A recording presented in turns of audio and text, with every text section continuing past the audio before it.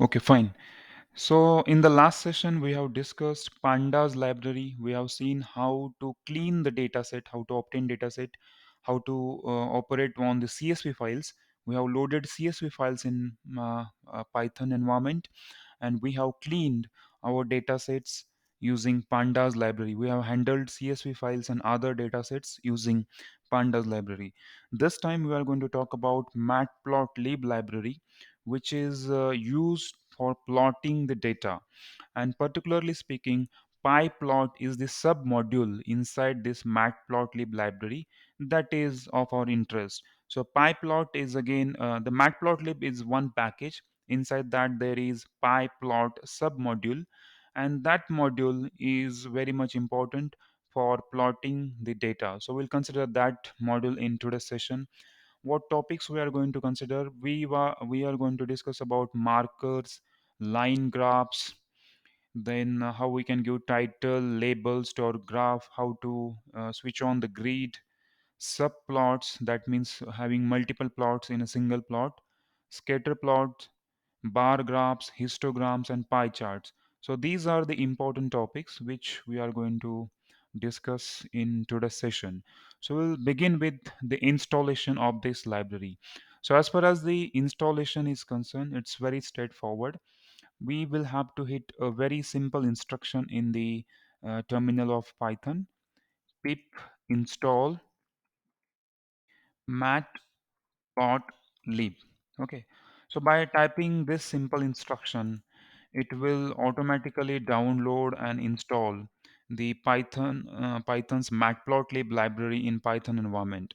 And in case you are already having this library, it will show a message like this, that the whatever library you are talking about, the requirement is already satisfied.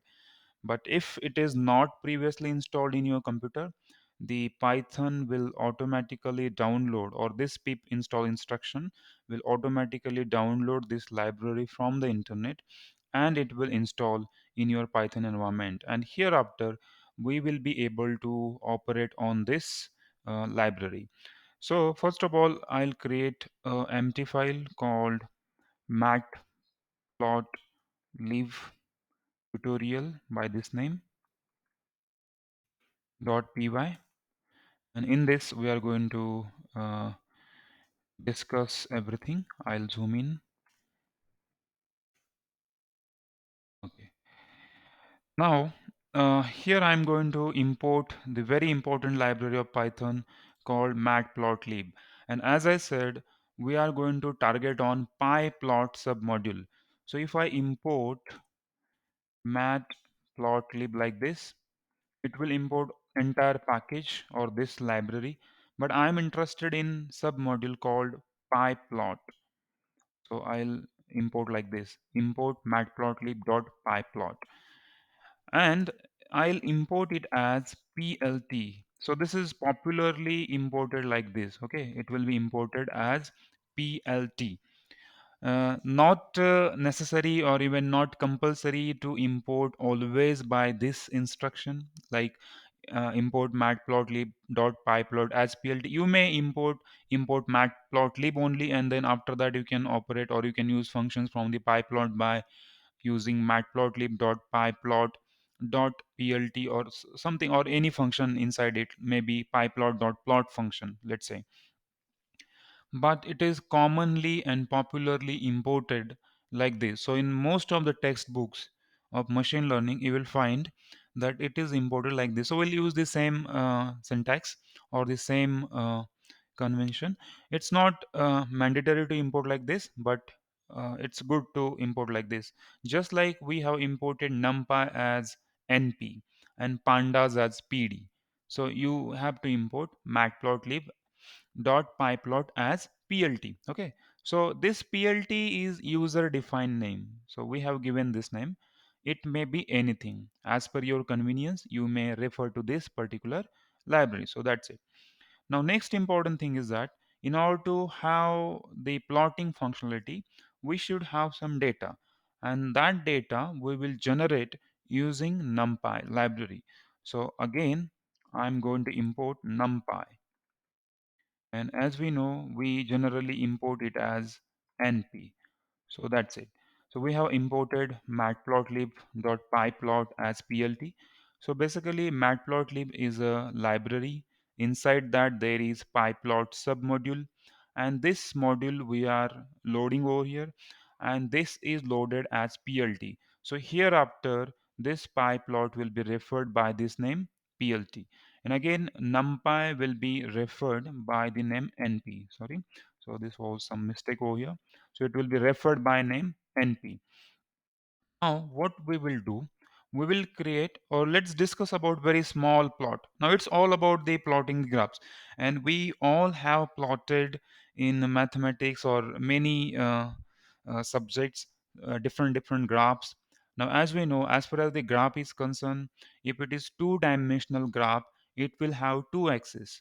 Number one is x-axis, which is generally the horizontal axis, we call it as, and number two is y-axis, which is vertical one. But in 3D space there could be z-axis as well, but we're not going to talk about, where we'll not bother about the z-axis this time. It is two-dimensional plotting. So x versus y, this is how we are going to plot. And if you have to mark any point in xy space, then you should know the x coordinate of that point, and you must know the y coordinate of that point.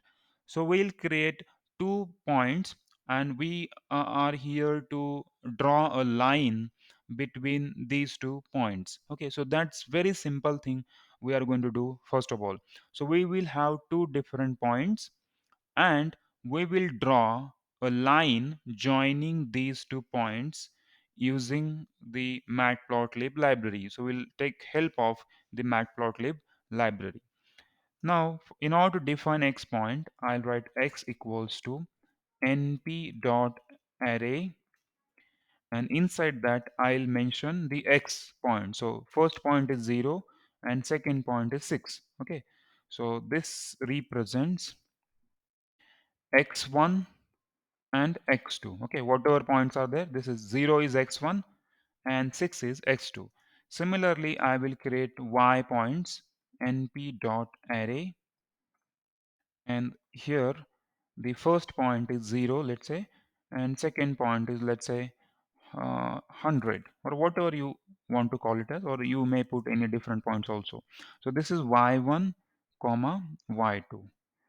Okay, so now we have got 2 points.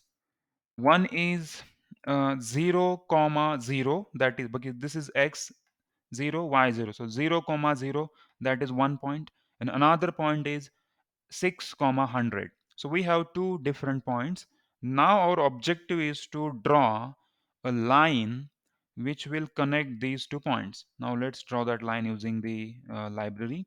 So in order to do that, we will use plt. Okay, now plt is nothing but matplotlib.pyplot. So it is renamed, this entire thing is renamed by plt name. So that's the meaning of importing any library as some name. Plt dot plot, very simple function is there, plot function. And in the plot function you will have to mention what you have to plot. I want to plot this x and this y. Now the x contains the array having different x points, x1 x2. Now this time I'm taking only two, but it can be multiple even. And in as far as the y is concerned, y contains again y1 y2, it can be up to yn, and there could be so many points, but only thing is that the length of x and length of y should be same, so that we can have different points.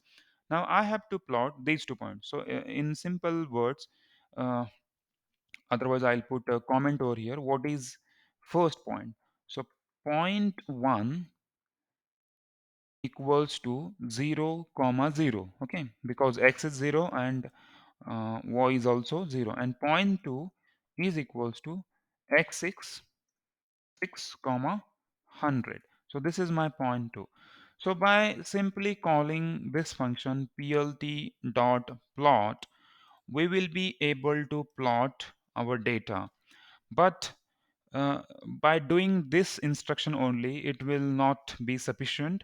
We need to show the graph also as a separate window. So it will plot the graph, and it will display our graph as a separate window. So in order to do that, I should call one more function, plt.show. Okay, so as the name suggests, it will show that graph.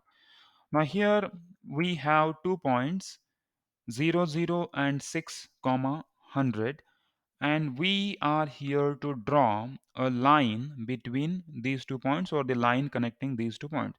After running this code, immediately it will execute and it will plot this. Now you can see here the first point is plotted at 0 0, so this is point number 1, and the second is 6 comma 100, so x6 and y is 100, so this is this point, the extreme end of this line, and this line is connected between these 2 points. So this is how the graph will be plotted using the Matplotlib library. Now this time we were having very small data, only 2 points, and our objective was to connect these 2 points only.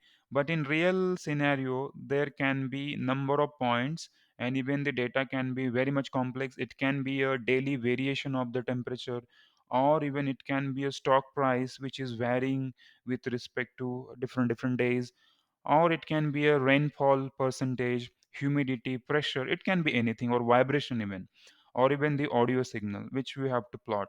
But this time we are just understanding how to plot. Now let's understand. For example, I have multiple points. Let's say instead of x1 and x2, I have up to points xn, and again I'm having this y1 y2 up to yn, so many points. Now that's also possible, so we can actually add here some points, let's say 2 comma 4 comma 6 comma 8, and then I'll put here some random values for the y coordinates. Now it's 0 comma 100, let's say 100, we'll keep it as it is. Then let's say 11, then comma 6, and let's say 20. This is how I have, so 1 2 3 4 5 and again 5. So only thing is that the length of x and length of y has to be same. If it is not same, then there could be a problem. So now in this case also I will be able to plot these points by using plt.plot x comma y, and plt.show function will show the graph. So after running this code, it will plot different points like this. So you can see in this particular picture, so this is very first point, this is second point, this is third, fourth and fifth point. Okay, now the line could be, so it will try connecting all the points using this kind of structure. So this is how the line can be drawn between number of points.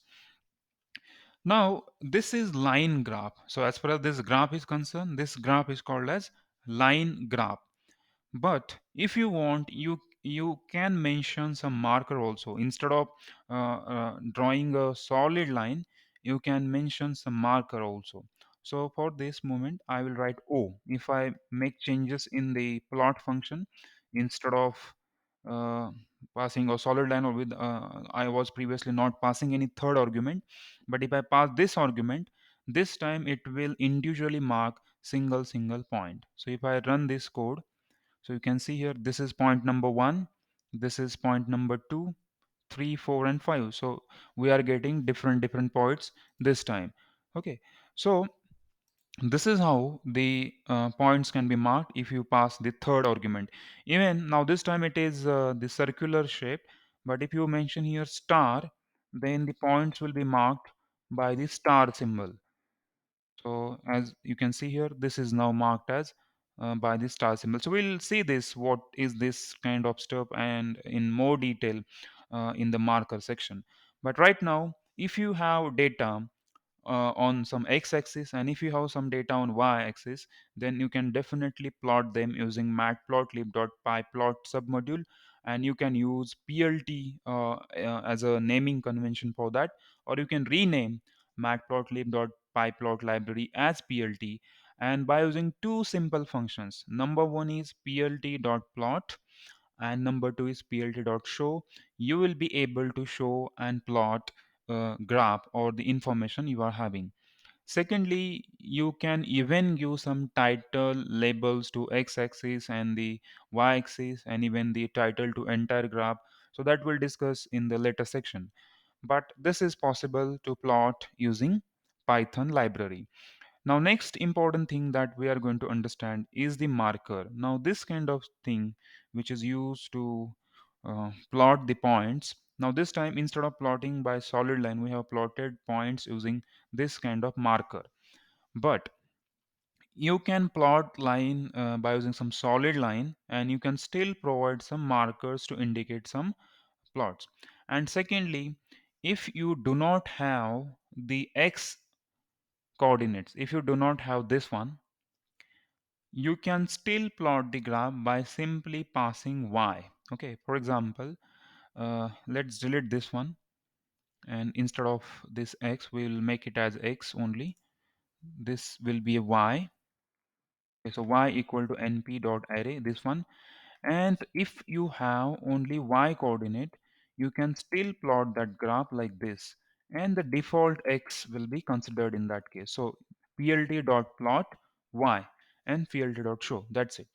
So in this case, still you will be able to draw the graph, but you can see here the x coordinates are taken as default coordinate. Like it will start from 0, then 1, then 2, 3, 4, and 5, like that.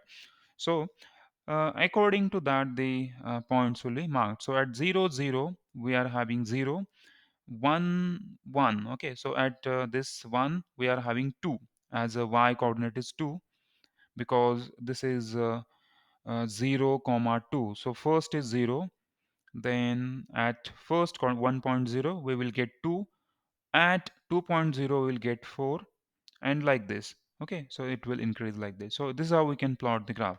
Now, as this is plotted by a solid line, still we can pass some argument over here called marker.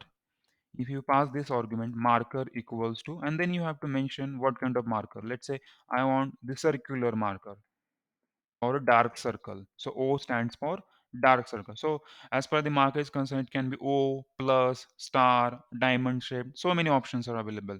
And for line also, solid, dotted line, dashed line, and even dash dotted line, so that we can pass. So right now just focus on the marker.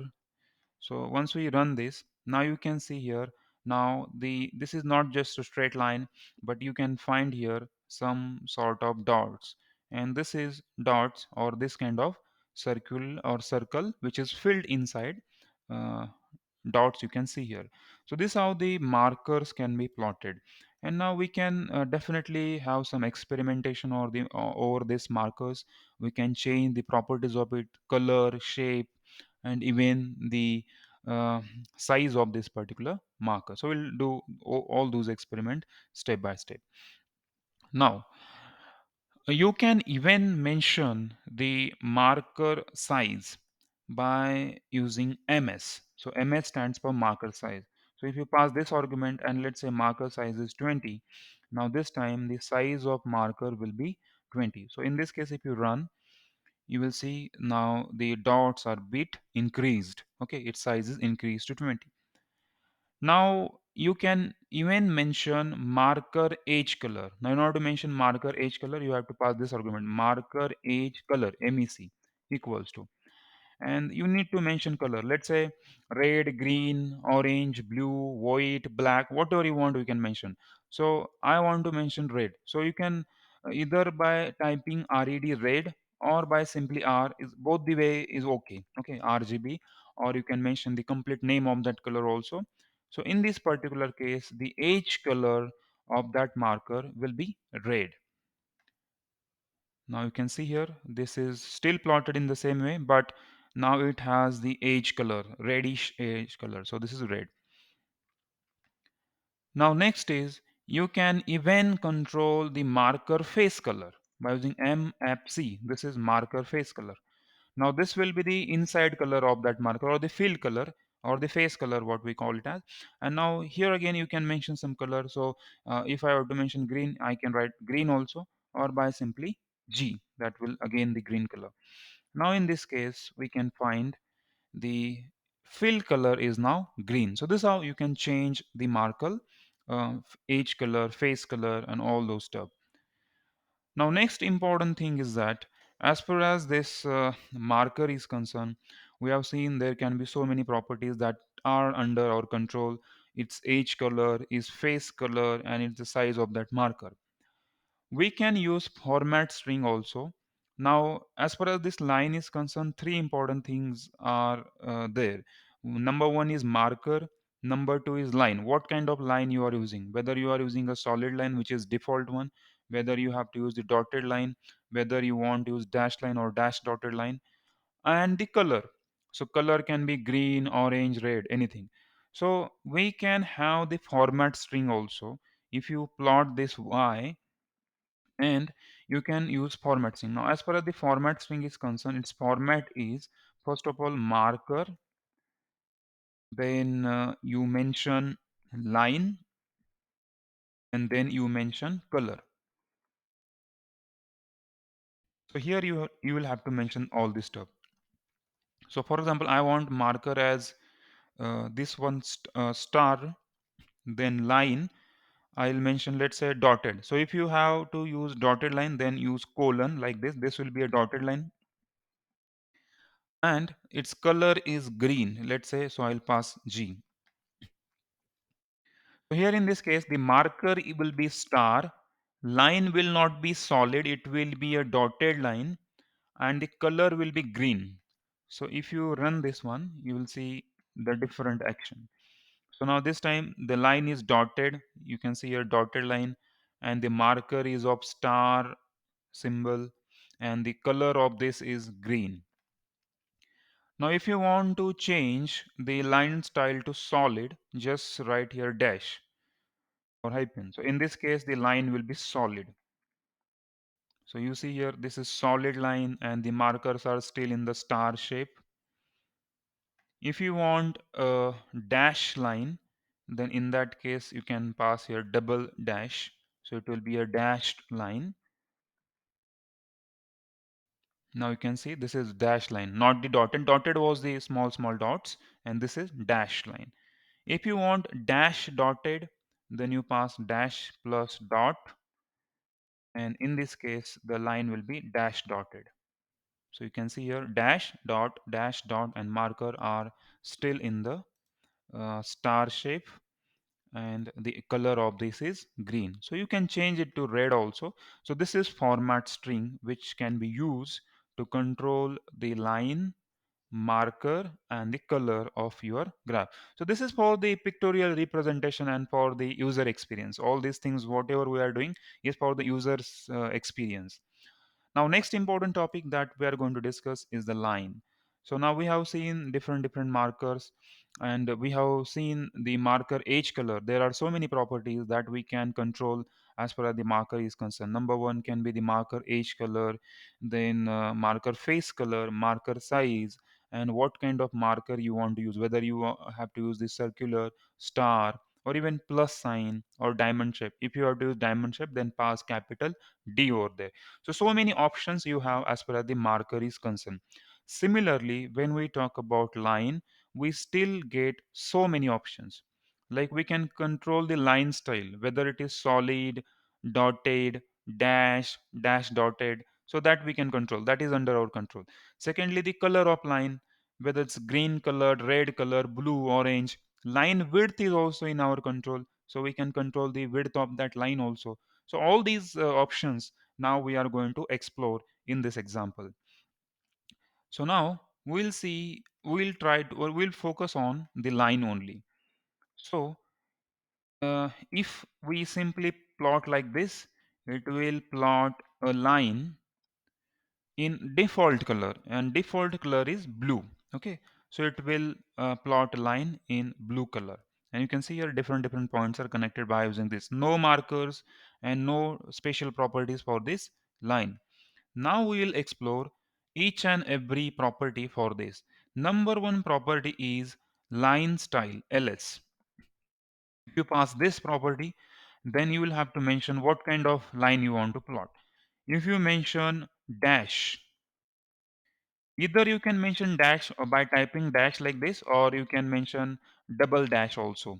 Okay, like this, or it is equivalent to double dash, this thing. Okay, you can mention like this thing also. Okay, anything is okay. But if you pass like this dashed, it will be plotted in the dashed version. So now this line is in dashed version. If you use here dotted, then this will be dotted one. Okay, now in this case you find this is dotted, and this is equivalent to dot, okay, or single dash only, which will be dotted. And now if you want to have dash dotted line, then you pass here dash dot. Now in this case it will plot in dash dot fashion, like this line is plotted. And if you do not pass any argument, by default it will be plotted in solid version. But if you want to mention solid, you can also mention here ls equal to solid. That is also okay. Now this is one thing. Now let's mention it as solid only, so that we'll get the solid line only. Now next property is the color of line. So color can be displayed, or it can be passed as an argument by C, or you can even type color also. Okay, instead of typing ls, you can also type line style equal to solid, complete name. And for color you can either use C only, or you can type complete spelling also, colors, color. So all these properties which I have already discussed for marker also. For size we have used ms, but you can use marker size, complete name. For marker age color, you can use marker age color, complete name. For marker face color, you can use marker face color as a complete name. I have used the shortcuts of it, and that is also okay. But it's better to use the short forms because it takes lesser space in the function call. Now for color, we will use C, and then you will have to mention color. Let's say green color. So I'll plot this line in green color. If you mention red, then it will be plotted in red. If you mention black, then it will be plotted in black. If you mention white, then it will be plotted in white. So let's run this and we'll see the green colored line. Now you can see here, now whatever line we are getting, now that is in the green color. Now next is, we can mention the width of line also. So in order to mention the width, so line width, you can either type the complete line width, or just pass LW and mention the width of line. Let's say 10. So this time the width of line will be 10, and we can notice the difference. Now here this is more solid line because we have increased the width of this particular line. This is very interesting that we have so many properties to play on, and we can control the style of the line, color of the line, and the width of the line. Now what if you have multiple lines? Let's say we are having 3 to 4 number of lines. So is it possible to plot all these lines? So yes, definitely it's possible, and we can plot multiple lines also. Now in order to have that, in order to explain this one, so I'll have multiple arrays. So first of all, let's say this is x1 array, which is equals to np dot array function, and inside that I'll mention some point. Let's say 1 2 3 4 5. So these are 5 points, and let it be this is y1 array. Now the second line is x2 equals to np dot array, and again inside that we are having number of points. Let's say 10 comma 20 comma 30 comma 40 comma 50. These are the points. And y2 equals to np dot array, and again mention some points over here. Let's say 0 comma 20, then 40, 60, and 80, like this. Now if you have to plot all these graphs in a same graph, so you can still do that by passing so many arguments over here: x1 comma y1, then comma x2 comma y2. Okay, so if you pass this things like this only, it will plot two lines in a same plot. So we will run this one and we'll see. So see this is very small line, this blue color line, which is very small because the coordinates are, it's ranging from 0 to 8 only, so max coordinate is 8. But for this second line the minimum coordinate is 10, so it's starting from that. So this is one line and this is two lines, so we are plotting two lines in the same graph. Okay, now next is now you can see here, now this is plotted in this blue color and the second line is plotted in the orange color. So it uses default color. If you plot one more, it will be plotted in some different color. But what if I have to manually control the colors? So in that case, what you can do, you can plot first line only. After that, mention its color. Let's say you want to plot it in red color, or other properties, even the marker, size and all, you can pass over here. And then you plot the second one, plt dot plot, and then you pass x2 comma y2. And again you mention color equal to, let's say, green, so this will be a green colored version. And after that you call the show function. So first plot function, after that another plot function, and after that show function. So these functions will be used to plot the different lines in the colors which we mention. Not only color, but you can mention line size also, line width also. When you can mention marker size also, marker edge color, marker face color, everything you can do. But right now we'll just do this one and we'll check whether the lines are plotted as per our requirement. Now you can see here, then the first line is plotted in the red color and the second line is plotted in the green color as per our requirement. Now next is how we can give some title, some label to our graph. Now, let we will keep this graph as it is, and we will give some title to our graph. In order to give the title, we should write this thing before the show function. So whatever you have to display, whether you want to display the title or you have to display some label or some y label, you must call it before the show function. But once the graph is shown, then there is no use of showing all those things.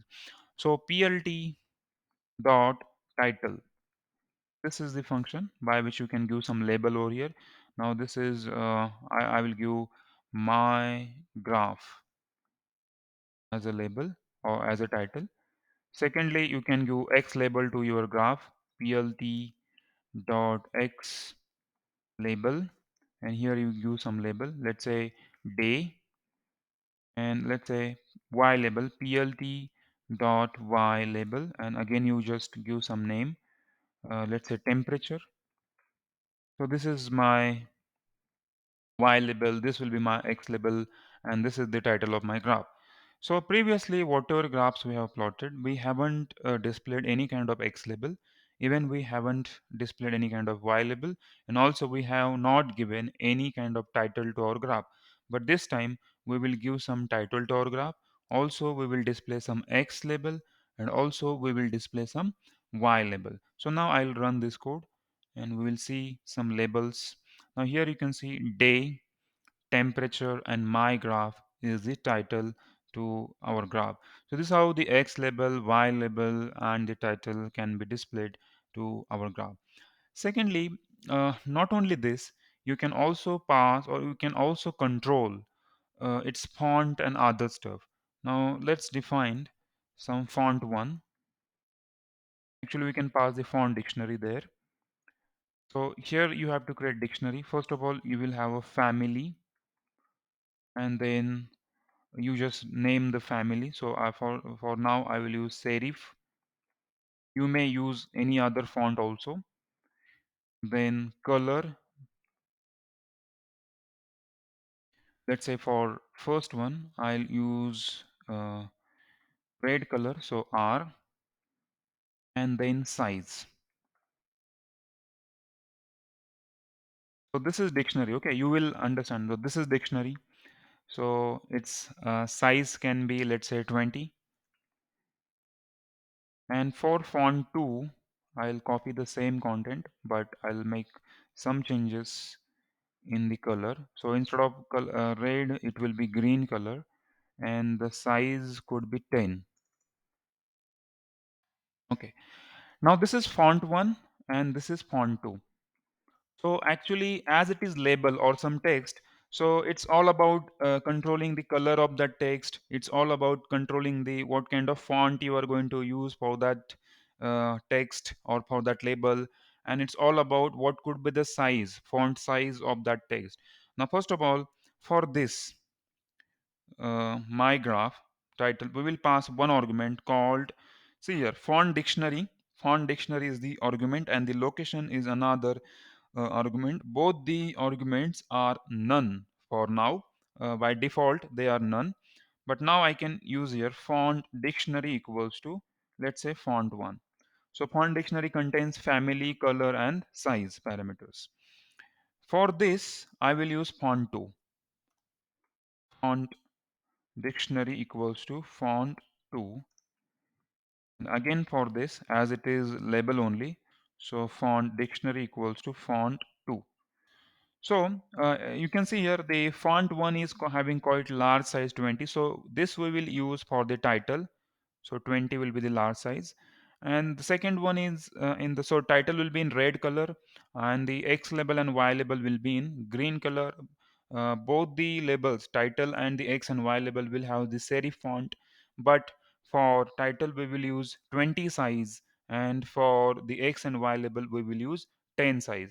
Now with this we will run this and we'll see what differences we get in the graph. Now you can see here the clearly we can get some unique differences. The title is in red color, and it is having quite large size 20 size, and the X label and the Y label is in green color, and its size is 10. Okay, so now this is all about controlling the size, then the color, and then the font of whatever labels we want to display on our graph. Now next important thing is that we can also control the location of our label. For example, if this is there, I want to mention location. So by using location parameter, I can pass the location. So for example, I want to mention it to the left, so it will be displayed in the left. Then second, this one, if I mention it is in the center, so I can mention here center, as it is X label, sorry, location I should mention here, location equals to center. And for the third one, the location, let's say, equal to top. Okay, as it is Y, so it will be top. So we can change the locations of whatever graphs and the labels we have. So see here, the locations are now changed. Initially I used to get this my graph as the center, but this time, as we have mentioned, left location, so it's in the left. This day, by default, everything is at the center, and now I have also mentioned it should be at the center, so the day is at the center, and the temperature is at the top this time. Okay, because I have mentioned at the top. So this is how we can actually mention the location of the label whatever we are giving in the graph.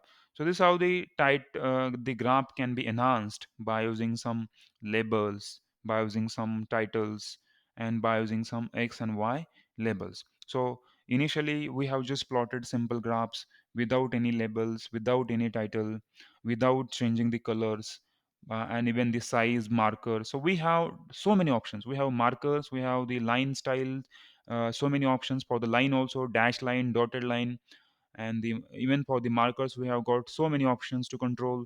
And even whatever labels we are displaying on the graph, the label can be title, it can be the X label, it can be the Y label. We still have got so many options like font family, color of it, and size of it. Now we will see the next important topic, which is grid. Now grid is also important. So this is, what is grid? It is horizontal and vertical lines on the graph, which are generally dotted lines, and which help us to plot our data or to identify our coordinate.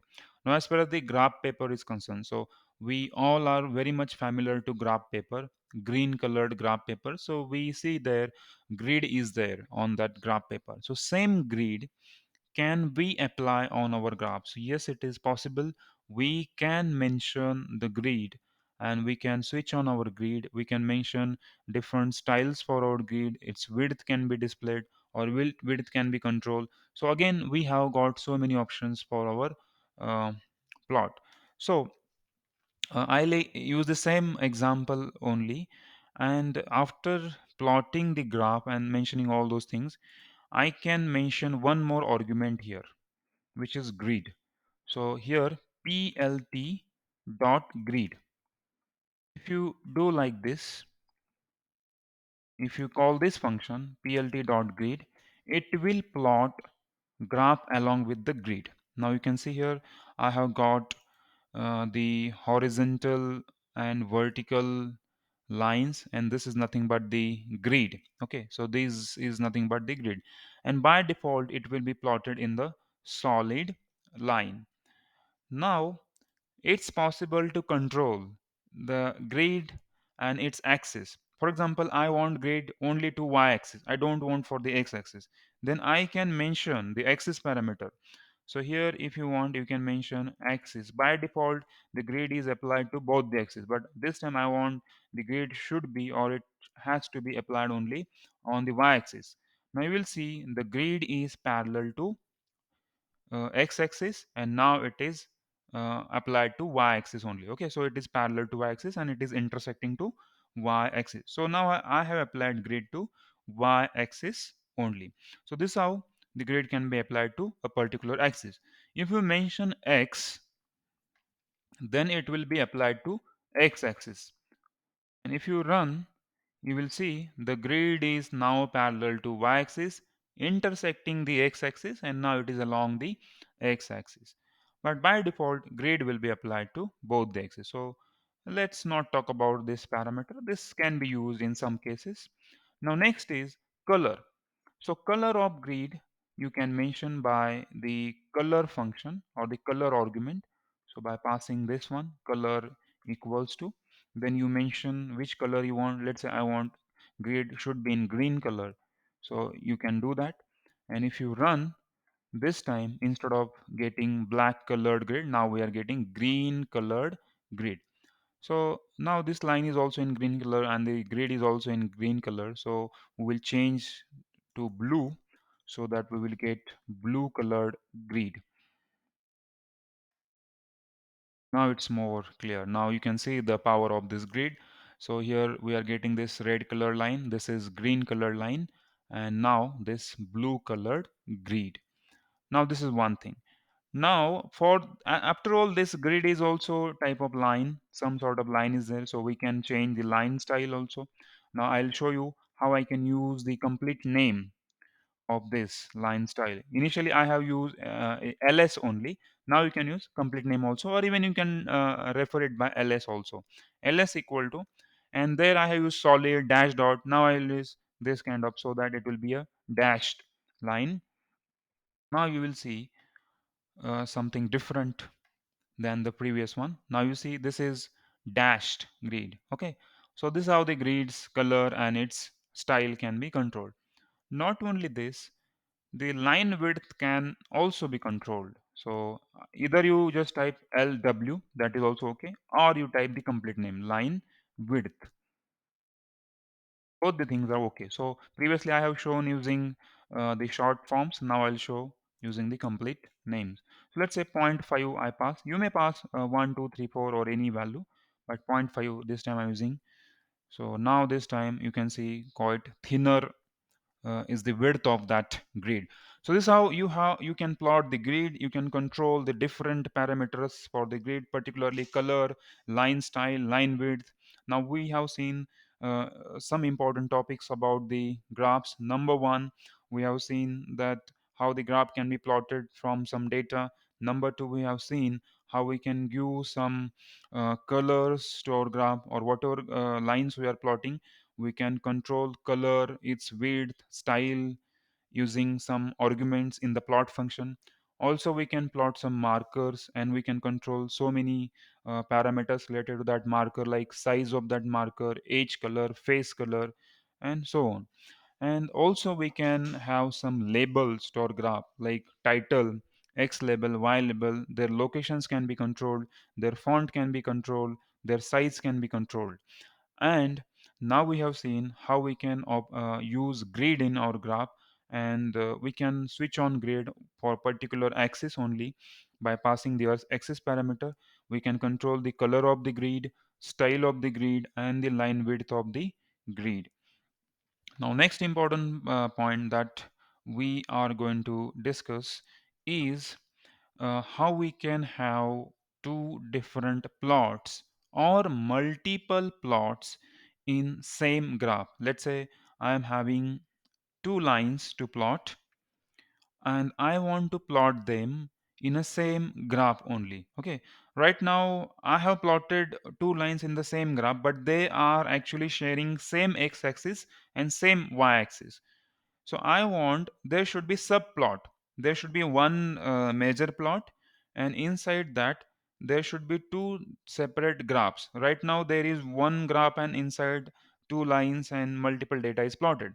But my requirement is I should plot a same in a same graph, but there should be two subplots, separate plots. There should be two separate x-axis for both the graphs, and there should be two separate y-axis, but everything should open in same window. That's what my requirement is all about. Now, this we can do. Let's say we are having this data only. So I'll delete everything. So I have x1, y1, and this x2, y2. Now this is number one graph, and this is number two graph. Now let's say number one graph represents humidity versus the time, and number two graph represents the temperature versus time. Okay, so let's assume like this. Now we can use here subplot function instead of plt function. We can use subplot function. Now this is plot 1, so this is our plot 1, this is plot 1, and here instead of using plot function, so plt dot plot, this was our initial function. Instead of that we will use plt dot subplot. Okay, now in the subplot function, you have to mention how many graphs you want to plot. So how many rows and how many columns. Let's say I want one row and two columns. Okay, so that means there will be two graphs. So one row and two columns of such graphs. And location you have to mention. At the first location, you plot this graph. Okay, this plot will be plotted at the first location. Then you can give some title to this graph. So plt dot title, and here I just give as time versus humidity. Okay, we are assuming the data. Okay, then plt dot x label, and here you should give some label. Let's say x label is time, and plt dot y label, then here you can mention y label as humidity, like this. And for the same graph again, so I just copy all this stuff here. So this will be another graph.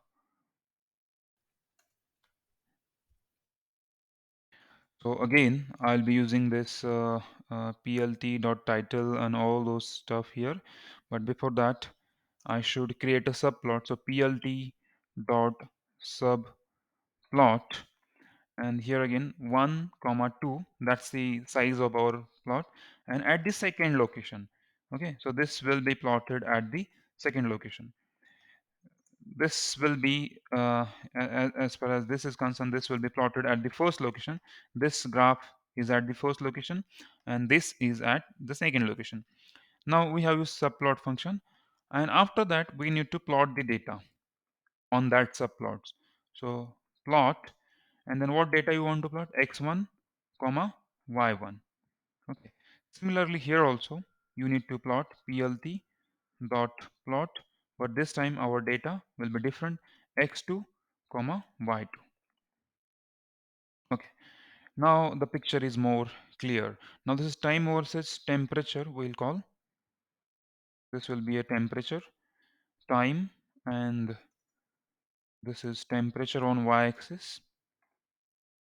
So now moral of the story, as we are having two separate datas, and I want to plot them in two separate graphs, but both the graphs will come under one major graph or one parent graph, and there will be two child to our one parent graph. And this is how we will create subplot. So in our plot we will create subplot, and if you create subplot you will have to mention the number of rows and number of columns you want to create. So I want to create one row and two columns, and at the first location of it I will plot this data, and again their label will be like this. So this is another data. Again I will be using subplot, so again one row and two column same as above, but this time at the second location plot this data. So this data you will have to plot at the second location. Again this could be the uh, labels of it and title of it, and at the end you must call plt.show. Okay, you should not forget about it. If you do not mention this thing, you will see that there is no error in the uh, uh, graphs or whatever program you are doing, but your graphs are not displayed. The only reason is the not calling this plt.show function. If you call this function, automatically whatever graphs you have will be plotted and they will be displayed. Now let's run this and we'll check how two separate plots can be plotted. Now of course you can mention the colors and grid and all these things for the separate graphs, but right now I'm not doing that. But you can see here, now we are having two separate plots. This is graph number one, which is time versus humidity, and this is like this. And this is another graph, time versus temperature, and this is how it is plotted. Now this is one thing. Now one more important thing, you may also give a super title to our graph. Now this time I have given these titles, but it's possible to give some super title. So that means the complete title or the title to entire graph. Now whatever titles we have given right now, this is the titles for that particular graph only. For example, for the first subplot we have given time versus humidity. For the second we have given time versus temperature, but I can actually give the one unique title which will be applied to both the graph. So that is called as super title. So you can call that as plt dot super title. Okay, by this function super title, and then give some title here. So let's give weather monitoring. This is the title that I want to give to the my entire graph. Now we'll see that this particular graph is actually having individual titles as well and individual labels also, but still it is having some super title which is given by this super title function. The title function will give individual title, and the super title function will give the super title to our graph. Now if you run this one, you see here weather monitoring super title is given, then time versus humidity, this is individual title to this graph, and time versus temperature, this is the title for this particular graph, and the super title is weather monitoring. So this is all about the experience of user. This is how the user can interact with the graphs. So it's very interesting. Now, right now we have seen line graphs. We have controlled different parameters of our line graph. But now we can see, or we are here to discuss some different graphs also. Now, different graphs can be scatter plots, can be bar graphs, can be histogram, or can be even the pie chart.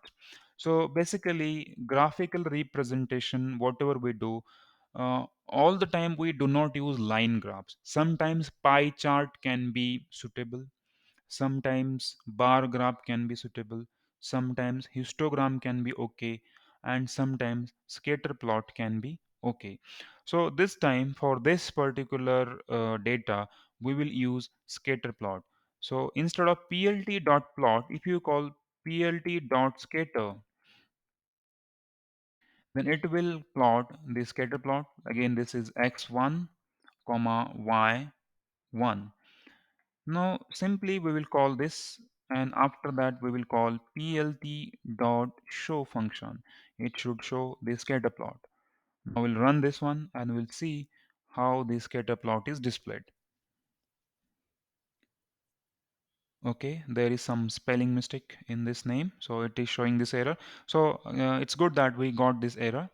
So attribute error module matplotlib.pyplot has no attribute this, whatever we have written here. That means either you have mentioned incorrect spelling name, or actually whatever function you are calling, that is not available with that. So I will fix this error by correcting this spelling. Okay, so this scatter plot, and this will be x1 y1 because this is the data I am having, and after that plt dot show. Now let's run this. Now you can see here all these dots are displayed like this, and now you have got so many properties to control. Now you can control the color, then size, and again the marker style and all for this one. So right now what I'll do, I'll change the some properties. Let's say color equal to red, then size s equals to let's say 20. So now the color and its size will be changed, so it will be red color and with size 20. Of course you can give some titles, x label, y label, whatever you want you can give, but right now I'll not go into the details because as you already know that. So now if you run, now it is 20 is the size and the color is red. So this is scatter plot. This is how you can control. Now next important part is the bar graph. Now using the bar graph, actually we can have some bar like structure, and we can see the different bars that we are going to get on our data. So for bar graph is generally not suitable on such data like you have the 1 2 3 4 these values, and again on y-axis you have some values. So bar graph is generally used when you have some labels on x-axis. So for example you have some year 1920 1922, or like this, or let's say 2000 2001 2002, and their corresponding let's say rainfall.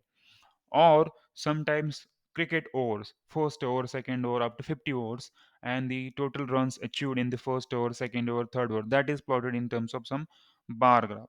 So here instead of giving such kind of labels, I'll give some textual labels like a comma b. Okay, I'm showing this. You may use numeric also, but I just want to show you when you can use text also. C comma d and comma e. So now this is textual labels, and some data I want to display on y-axis. So this could be 10, let's say to 20. 4 is okay, let's say it is 6, and it is 18 for example. Like this I have made some changes in it. Now instead of scatter plot we will call bar function, or even the plot function we are not calling bar, so it will plot in bar. So plt.bar will create a bar graph. Of course you can control some width and its color, but right now I will not pass any argument. Firstly we'll plot this one, and after that we'll think on the arguments, different arguments. Now let's run this one. So you see here this is the bar graph, a b c d e, and its corresponding values are plotted like this one. Now you can mention the width also. So by passing width argument, width equal to let's say zero point 0.1, and then color, you can mention color equals to let's say red, so it will be plotted in the red color. Now you can see this kind of graph. The width is now reduced to zero point 0.1, and now color is the red. This is how it is plotted. Now this is one thing. Now second thing, you can even plot bar horizontally, now by using bar h function. Okay, so in that case instead of width it will be height because it is horizontal plotting. Okay, so it will be height equal to zero point 0.1. Now this will be a horizontal bars. Now you can see here this is a b c d e, horizontal, and now we are controlling the height of that bar. Okay, so it will be point 0.1. If we are plotting vertically, then it will be width of that bar, single bar. And if you are plotting horizontally, then it will be height that we have to control, and after color and other stuff we can control. And of course you can give some label, x label, y label, title, and you can even use this in this subplot also. Whatever previous things we have seen, all these stuff is equally applicable here also. Okay, this is all about the bar graph. Now next important plot that we are going to understand is the histogram. Now, what is histogram?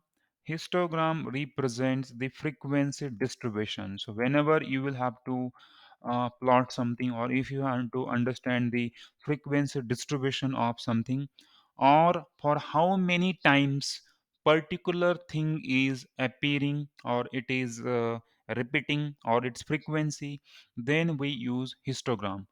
So, for example, we can use some data, and for how many times, or for how many times a particular data in that data set is repeating. If you want to understand that thing, then we use histogram graph. For example, we in a machine learning, in the last session we have seen, we were having pulse, duration, and max pulse, and from that we have to calculate the calories.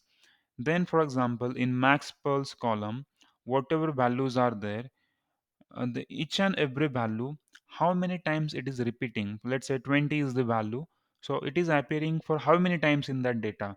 If I have to calculate that thing, then I should go with the histogram graph.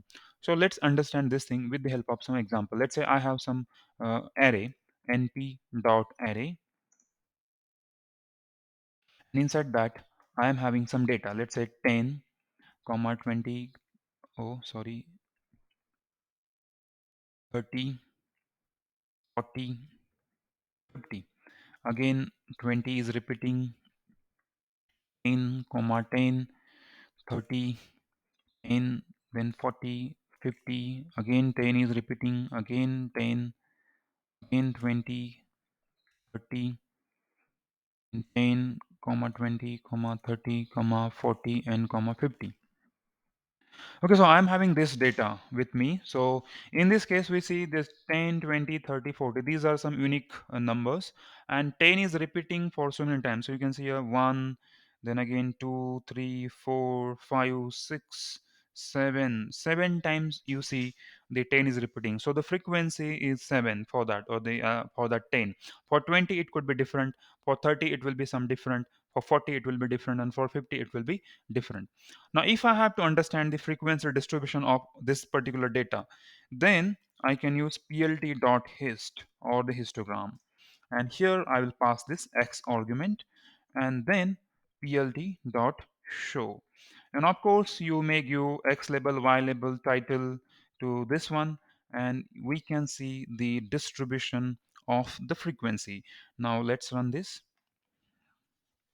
See here, now you can, as I have manually calculated that the 10 is repeating for 7 times. Now this graph, which is histogram, now represents this 10 is appearing for 7 times. Now 20 for 4 times, again 30 for 4 times, 40 for 3 times, and again this 50 for 3 times in our data. So in our data, 10 is appearing for 7 times, 20 is appearing for 4 times, then 30 is there for 4 times, and again 40 and 50 both are appearing for 3 times in our data. So if you have to calculate such kind of thing, then we go with the histogram. And of course you can give x and y labels and the titles to this graph, and also you can control the color of it. Now next important graph is the pie chart. Now the pie chart is circular graph, or the rounded graph, which is having complete 360-degree angle. Now this graph can be used to represent the percentage of some quantity. For example, if I'm having 4 different fruits: apple, banana, cherries, and dates. Now if I say the I am having 35 number of apples, I have 25% bananas, or I have 25% cherries, and I have 15% dates, so I can create a circular pie chart for that. So if I create the circular graph, in that case it will be a quite great representation of my data. So now we'll understand how we can do that. So again we are doing the same thing. Again I am having the y equals to np dot array, so that I'll create some array. Now here in this array I'll mention, so let's say first of all 35, then let's say 25, let's say again 25, and again 15. Now I am having or just plot it, okay, without doing after that we'll modify it. So plt dot py, okay, this thing, and here I have to mention this y, okay, any variable you can take. And after all you have to call plt dot show as well. Without show it will not work. Okay, so now if we run this, we can see this kind of graph. Okay, this is the pie chart, and this takes complete 360-degree circle. This blue portion represents 35. Then you will see it's not actual 35-degree angle, but the in the entire data this is 35 plus 25 plus 25 plus 15, which is equal to 100. Its size equal to this x divided by sum of x. So I'll show you how. So this is 35, this represent 25, this represent 25, and this represents 15. So this starts from 0 degree. So here we see this is as a 0 degree. Okay, so where the blue actually starts now, this point, this is marked as 0 degree. Then this is 90 degree, this is 180 degree. At the bottom this will be 270 degree, and here again it will be 360 degree or 0 degree. So the pie chart will always start from 0 degree. So here from this point it will start. So this is 35, then second data which is 25, which is plotted from that, again the third data which is again 25, and the last data which is now in this case 15. Now let's do some experimentation over this. Now this is just plotted but not really very interesting. Now we should give some labels also. So I'll create a list for the labels. So for the labels, now here there should not be x and y. Why? Because this is not x and y graph, or this is not the xy plane. This is pie chart. For bar graph you can understand, for scatter plot you can understand, for line plot you can understand that there is x and y. Okay, so we have to mention x and y. But for the pie chart there is no x and y. There is this circular graph which is completing 360-degree circle. Now here you have to mention labels, not the x coordinate. So I'll create some labels. So this is my labels equals to, you may give any variable name, I'm giving labels. Now this time let's say apple. This is my fruit, I'm having 35 apples. Then I'm having banana. Okay, and this is my banana. And let's say third fruit I'm having cherry. And the last, let's say I'm having dates. Okay, so these are my labels. Now actually I can pass these labels in the display. So comma, if I mention, so you can see here, if I put comma na, it shows pi x, then explode none, labels none, colors none. So many properties are there which we can actually control, but these are some important properties. So labels are none, so initially there were no labels. Now I can pass these labels equals to my labels. That's my dictionary that I'll pass. Or sorry, not dictionary, list. Now if I run this, now I will get my data with labels. Now this is apple, this is banana, this is cherry, and this is date. Now you will ask me how the size of this apple is calculated, how this is looking quite big, and is it always required that the addition should be 100 or it should be anything else? uh, by the word addition I mean this is let's say this 35 plus 25 plus 25 plus 25 plus 15, if you do this is exactly equal to 100. So is it always required that the addition has to be 100, or it can be anything? The addition can be anything, okay, it can be anything. How the size is calculated? So in order to calculate size there is very simple formula. size equal to x x divided by sum of x. Now, for example, if you want to calculate size of this 35, which belongs to this apple, then it will be 35, that means this x, divided by sum of x, that means 35 plus 25 plus 25. So, for example, for apple equals to 35 divided by this 35 plus 25 plus 25 plus 15. So that means 35 divided by 100.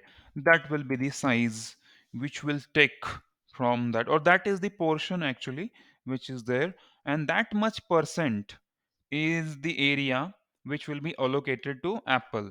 And for the banana again, the it will be calculated. So for banana it will be something different, that some portion will be that percentage of 360-degree will be allocated to that particular object. Okay, now not only this, now you can see here, once I plot it, it is displaying the default colors. So you can mention some different colors also, and it is always starting at 0 degree. So if you run now, one more time I'll run. So you see here apple is starting at 0 degree, from here it is starting. But if you want to change the start angle, then you can mention also there. So here my labels, and the second argument will pass with the start angle, and let's say 180-degree. So instead of starting at 0 degree, it should start at 180-degree. Now if you run, you see now the apple is started at 180-degree. Initially it was at 0 degree, now it is shifted here 180-degree, then banana, cherry, and this kind of stuff. So start angle is also in your control. You can control your start angle also. Now next important thing is that explode you can mention. Okay, now this is my label. Now you can mention my explode. Now if you want to highlight some data, you can use the explode. Now how to explode something? So here again you have to pass some list. So let's say for the first the explode is 0. Now for the second it is 0. For banana it is not highlighted. If I want to highlight the cherry, then I will pass this explode as 0.1. Some data it will be highlighted. So I'll show you how it will be exploded. And then I don't want to explode dates. And now you can pass one more argument over here called explode. Initially it is none. You can see here it is initially none. Now I can mention something for it. Explode equals to my explode. Now this time cherry will be highlighted. It will be just come out from that circle a bit by this 0.1 factor. Okay. So others are having explode 0, so they will be there only. They will be intact to the circle. But this cherry will be having explode value 0.1, so it will come out from that circle and it will be highlighted.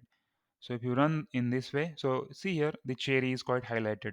So by 0.1 factor, it is out of the circle. And this how if you want to highlight some data from your entire pie chart, then you can do like this. Now next important, if you want to have a shadow effect, then you can pass this argument shadow, and initially it is false. If you want to see here, the shadow is underlined here, which is now false. So if you want to make it true, you can make it true. This time, sorry, it should not be like this, uh, as it true is the boolean thing, so it can be written like this only. So now this time it will be displayed with some shadow. Now you see here some shadow is applied, shadow effect is there on our graph or the pie chart. Okay, so these are some properties which we can control, and even if you want to mention colors now, you can go with colors also. Let's say my colors. I mention my colors, and then here I mention different. So red, first color will be rain, so that will be apple will be red. So banana is yellow, so let make it yellow. Then or even you can mention y also. Then let's say cherry is uh, pink. I'm just giving pink, and this dates as black color I'll mention there. Black color. You may mention anything. Huh? I am just going giving these colors. You can mention any other colors also. Now here you can pass color argument or colors argument. Colors. You can see here the colors is highlighted. Initially it is none. So colors equals to my colors. This thing.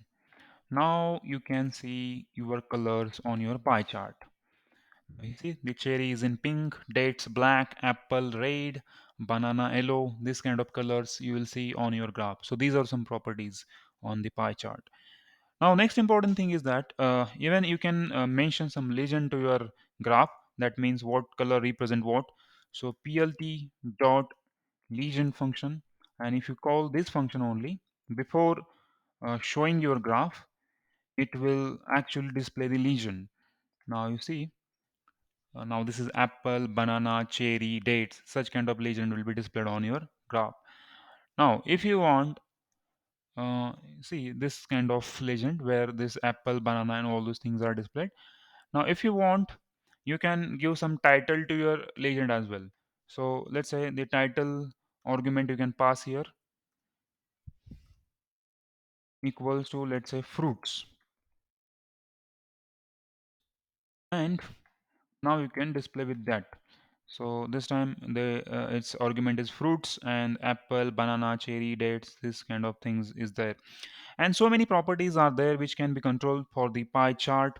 So we have discussed so many different types of plotting options which are available using matplotlib.py plot submodule. Particularly we have discussed the line plots, bar graphs, histograms, pie charts, scatter plots, and we have controlled different properties of lines, scatter plots, and all those things. So I hope everything is clear about this pie plot submodule from the Matplotlib library, which we have imported as PLT. So now we'll conclude with today's session, but we will wait in the chat section so that if you have any queries regarding today's session, we'll try to answer all those doubts. Okay, so we'll wait in the chat section for a few minutes, and after that, we'll conclude with today's session.